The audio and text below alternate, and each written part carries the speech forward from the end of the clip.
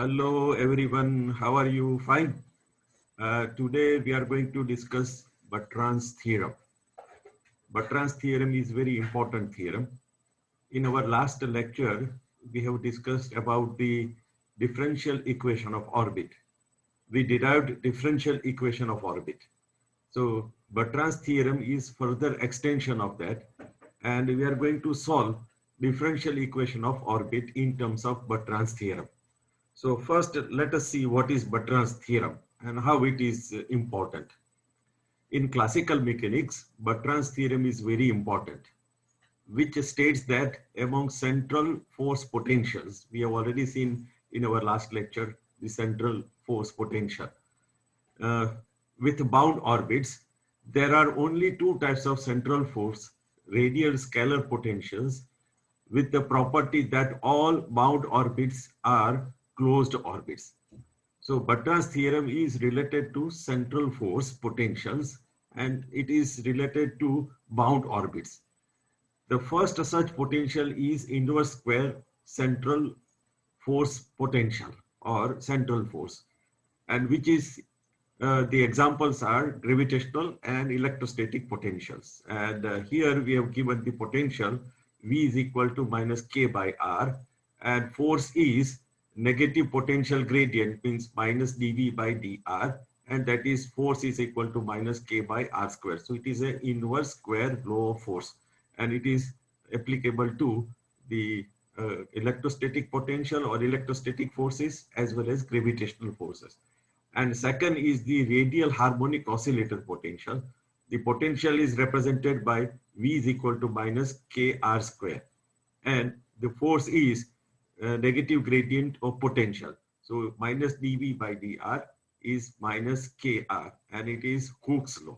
So Hooke's law and inverse square law both are giving the closed and bound orbits. Now, for the derivation of Bertrand's theorem, the central force motion in conservative system means the forces are conserved. So differential equation of orbit is written as, we have already derived this differential equation of orbit. So d2u by d theta square plus u minus m by L square d by du v 1 upon u, that is the potential. And we know that it is angular momentum, m is mass. Now we rewrite this equation d2u by d theta square plus u equal to ju. Ju means the right hand term. So ju is equal to minus m by L square d by du v 1 upon u. And that is for the potential is known. Now this can be also represented when force is known. And we already derived the differential equation of orbit for two cases, when potential is known, when force is known. So this can be represented by Ju is equal to minus m by L square u square f of 1 upon u when force is known. So we name it as equation number 3. Now for circular orbit, the radius of circular orbit is r0. So r0 is equal to u0 inverse. So r0 is equal to 1 upon u0. So if we consider the radius of the circular orbit is r0, so it can be represented in terms of u0 as 1 upon u0. So u0 is equal to ju0 if we assume like that. So this is equation number 4. Now, in addition, the energy must satisfy this particular condition. And this particular condition we have already obtained in the time integral. So E is equal to VR0 L divided by 2mr0 square. Only thing is that in our previous lecture, we mentioned about the total energy in terms of this, and we did not mention R equal to R0. Now we have a circularity condition. So circular orbit, the value of R0 is equal to the radius. And that is why we specify that it is V R0 and L square divided by 2mr0 square. Now, if energy is slightly above the circular orbit conditions given by equation number 5. So this is the circular orbit condition. And if the energy is slightly more than this, then the potential value is such that the motion is still remained bounded and then u is still bounded and differs only slightly from u0. So if we increase the energy slightly from this, then motion is still bounded and the potential value is such that the u is still bounded and value of u is still bounded and differs slightly only from u0. u0 is a circular value condition. So we have mentioned the value of u0 is equal to 1 upon r0, or r0 is equal to 1 upon u0. So both are interconnected. So the ju, this ju can be expanded in terms of the Taylor expansion, and we just do it first term of Taylor expansion about ju0. So in the next slide, we try to expand ju in terms of Taylor expansion. Now here ju can be represented as u0 plus u minus u0 dj by du0 plus o, and in bracket u minus u0 square and other terms. Now here o is the derivation of j with respect to u at u equal to u0. So this is the symbol representing the derivation of j with respect to u at u equal to u0 for second order and higher order terms. Now if we assume that these order terms are very small, negligibly small, then we focus only on the first two terms. The last term is negligibly small. So if u minus u0 is equal to x, then the differential equation of orbit in the neighborhood of circularity condition becomes. So now we focus on this. If u minus u0 is equal to x, difference between the two. So ju is equal to u0, u minus u0 dj by du0 plus this term. The second term being very small and neglecting. So in further, we try to neglect it. Now writing u minus u0 for u. Now we are disturbing the orbit. So it is d2u minus du0, d2 minus u minus u0 d theta square plus u is equal to ju. So in our previous equation, we are writing u minus u0 here. Now d2 u minus u0 by d theta square, this u as it is. Now ju we are representing from equation 6 and neglecting the higher order term which are very small. So these terms are very small, so we are neglecting it. So u0 is u minus u0 dj by du0. We are neglecting these terms. Now using equation number 6. Now this becomes d2x by d theta square, because we have already mentioned here that u minus u0 is equal to x.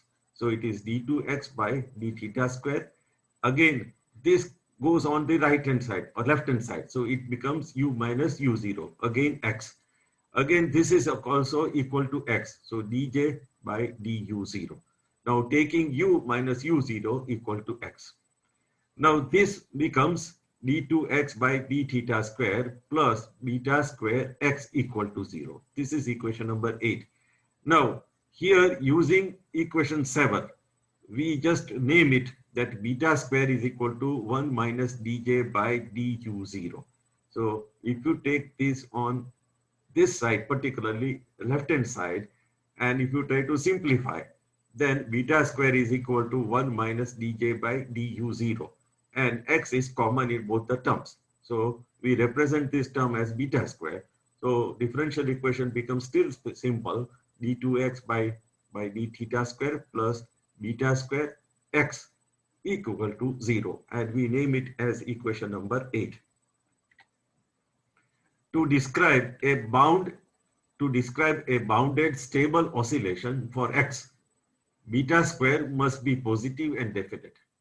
And that is why the differentiating equation number 3. So let us go back, equation number 3.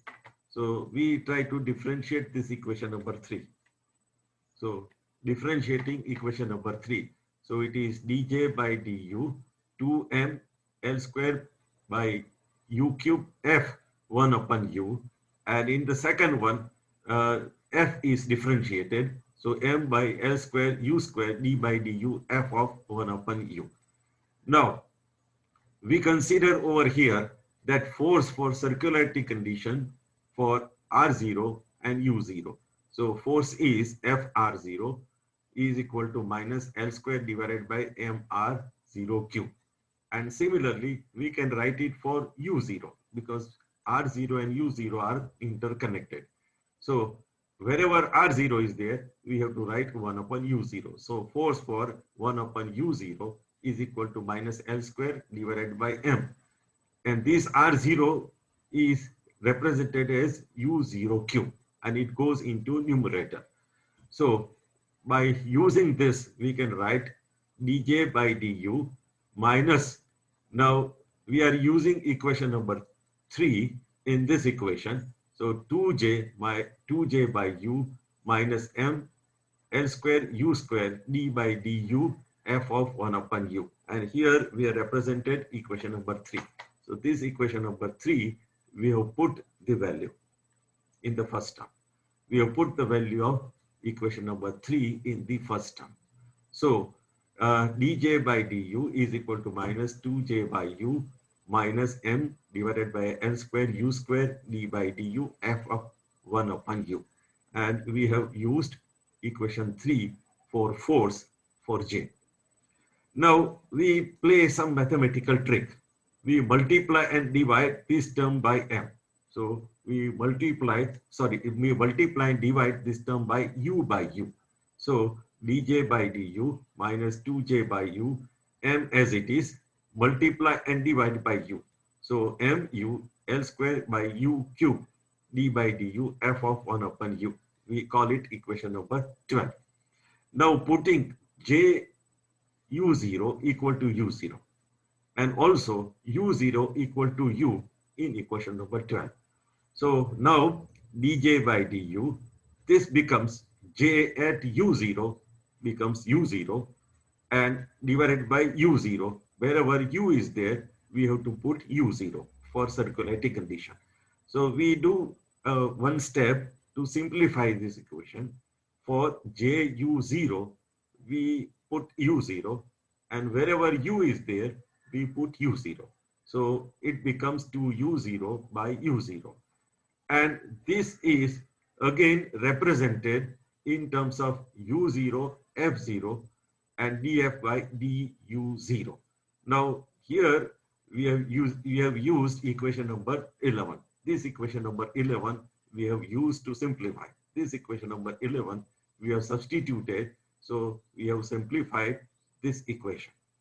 Now using equation 11 we have obtained. Now dj by du is equal to 2. These u0 will cancel out and 2 u0 by f0 df by du0. And using 12 in equation number 9. So using 12 equation number 9, we can still modify this equation and this equation becomes 3. If you put equation number, then 3 u0 by f0 df by du0. Now this equation is obtained by using 12 in equation number 9. So let us go back. This is equation number 9. So in this equation number 9, beta square is equal to 1 minus dj by du0. So equation number 9, using equation number 12, this equation in equation number 9. So in equation number 12, we have dj by du, and in equation number 10, we have in equation number 9, we have beta square. So beta square is equal to 1 minus dj by du. So from equation number 12, we have obtained the value of dj by du0. So that value, we are going to put it over here. And now that value is put. So it is 3 u0 by f0 df by du0. Now, coming to circularity condition, now u0 is equal to 1 upon r0 or r0 is equal to 1 upon u0 as we have already discussed earlier. Now taking a differential, so dr0 by du0 and that is d by du0 1 upon u0, or we can write dr0 by du0 equal to 1 minus 1 upon u0 square. Now using this in equation number 13. So this is equation number 13. In our last slide, we have obtained this. Now in this equation, we can write beta square is equal to 1 plus 2 u0 by f0 df by du0. And this is ultimately 3 minus u0 f0 df by du0. Now we are writing beta square is equal to 3. Now we write for 1 upon u0 square minus 1 upon u0 square as dr by du0, dr0 by du0. So minus u square, here we multiply the second term by u square and divide by u. So here we multiply by u0, here we divide by u0. So second term is multiplied and divided by u0. So whenever multiplied u0 square divided by u0, so the second term is multiplied and divided by u0. Now this minus u0 square is du0 by dr0. So this term can be represented like that. So 3 plus, because minus sign we have taken already considering in this particular term. So 3 plus 1 upon u0 f0. So u0 f0 as it is. Now this minus term u0 can be represented as du0 by dr0. So just inverting this term. So here it is dr0 by du0 is equal to minus 1 upon u0 square. Just inverting it. So it is minus u0 is equal to du0 by dr0. That we have done over here. So it is beta square equal to 3 plus r divided by f df by dr. By suitable choice of origin theta, the solution of equation 14 for beta square, positive and definite, can be written as. So this is a standard equation, and this standard equation, the solution can be obtained as x equal to a cos beta theta, and we call it as equation number 15. To keep the orbit closed even when the energy and angular momentum are slightly disturbed, like this from the circularity condition. So whenever we slightly disturb the circularity condition, then energy and angular momentum values we have to consider. So beta must be a rational number. And in that case, equation number 14 can be considered as a differential equation for force 1 upon u or f of r. And we know that 1 upon u is equal to f of r. So we can write this as a differential equation. So this can be considered as a differential equation for Fr or for F1 upon u, that is for force. From equation 14, we can write beta square. Just take these 3 on the left hand side, beta square minus 3 df by f, r by dr. And we know that this is a very standard term in calculus. So we can write it as d of natural log f, d of natural log r. Because whenever the quantity and differentiation are represented like this, we can write like this. Whenever it is represented like this, we can write like this.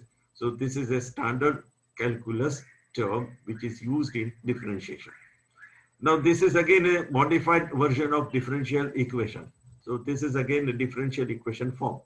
To solve it, we have to integrate it. So after integrating it, we obtain this particular equation. So Fr is equal to it is represented as r square divided r square. Sorry, it is represented as minus k by r cube minus beta square. So it is represented as minus k r raised to cube divided by beta square. That is equation number 17. Now this equation number 17 is again rewritten because of it was hiding under this display. So it is rewritten over here. All force laws for this form with beta, a rational number, gives to closed stable orbit for initial conditions that differ slightly from conditions defining circular orbit. So all force laws in form of this, for beta as a rational number, they give the closed orbits which are slightly disturbed from circular orbits. Now we just try to see this particular force law.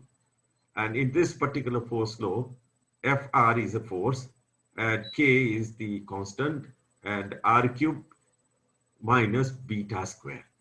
Now if beta square is equal to 1, so this becomes Fr minus K by R square. So it is an inverse square law of force. If beta square is equal to 4, if beta square is equal to 4, then Fr is equal to minus Kr. It becomes Hooke's law. So in first slide, we mentioned about these two different type of force laws. One was the inverse square law of force, another was Hooke's law. Both are obtained from this general equation, depending upon the values of beta. If you select beta like this, you get inverse square law of force.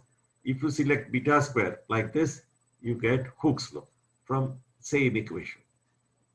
The only central forces that result in closed orbits for all bound particles are the inverse square law of force and Hooke's law.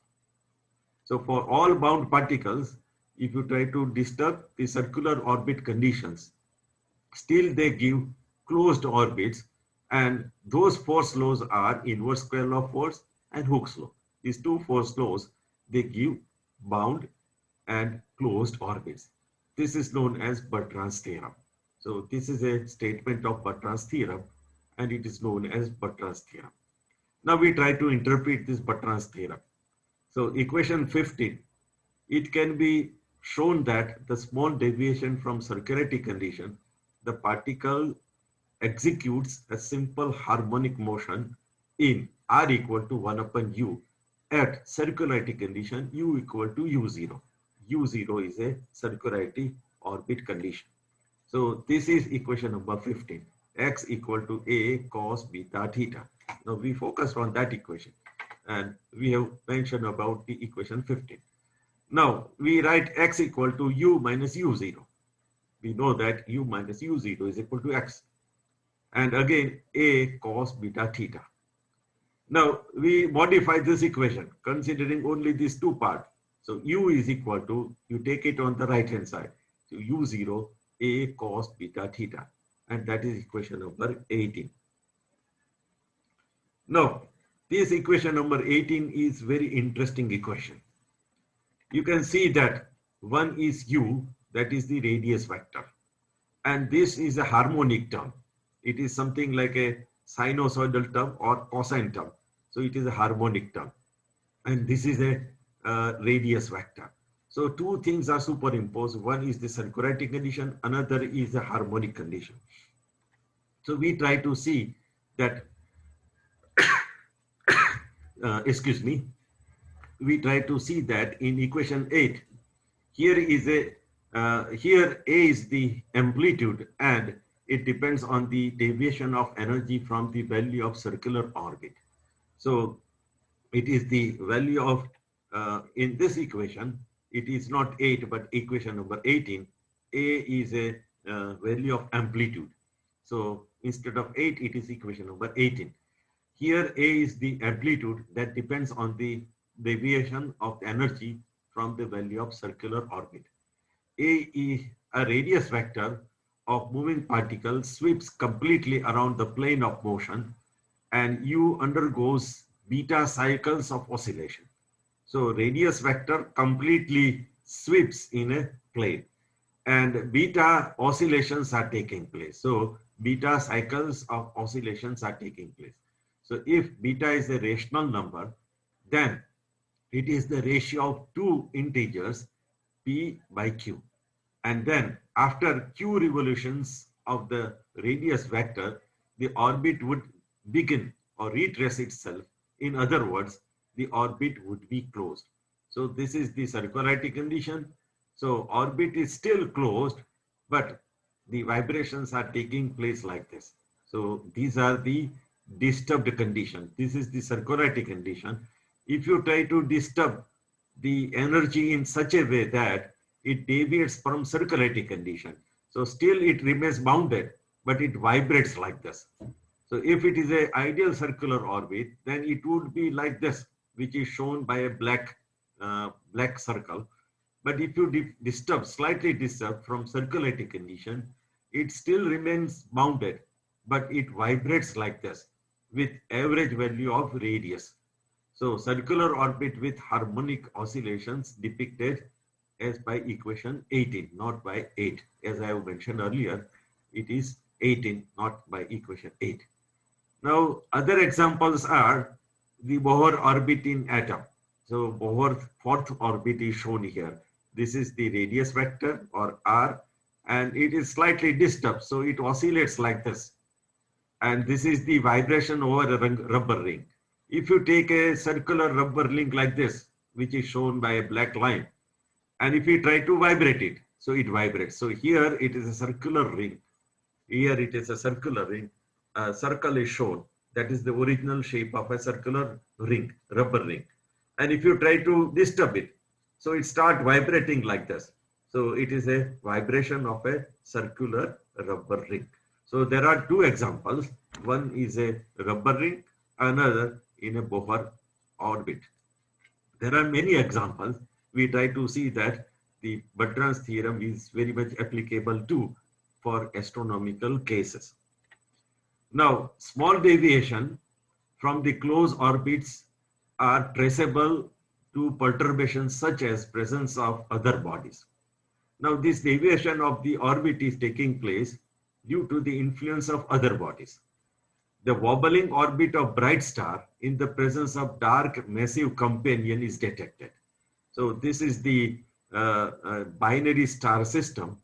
One star is bright, another star is dark, but it is massive one. Now dark star is not visible from a very distant place, only bright star is observable. And whenever the bright star is moving in orbit, the influence of the dark massive component is detected and its orbit is vibrating, as we have seen in earlier figure. So it is not an ideal circular orbit, but it is a wobbling orbit. So that shows that there is a presence of massive dark star.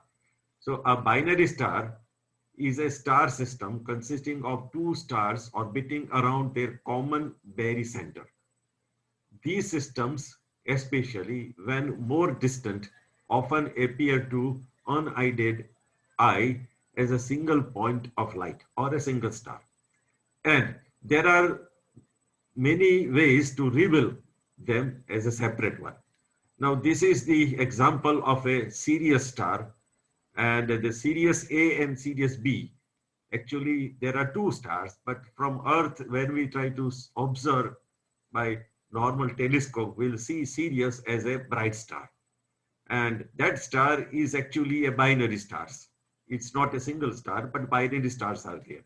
And there are two stars, one is Sirius A and another is very light, Sirius B. And Sirius B is observed only by Hubble telescope. So this is the Hubble telescope image.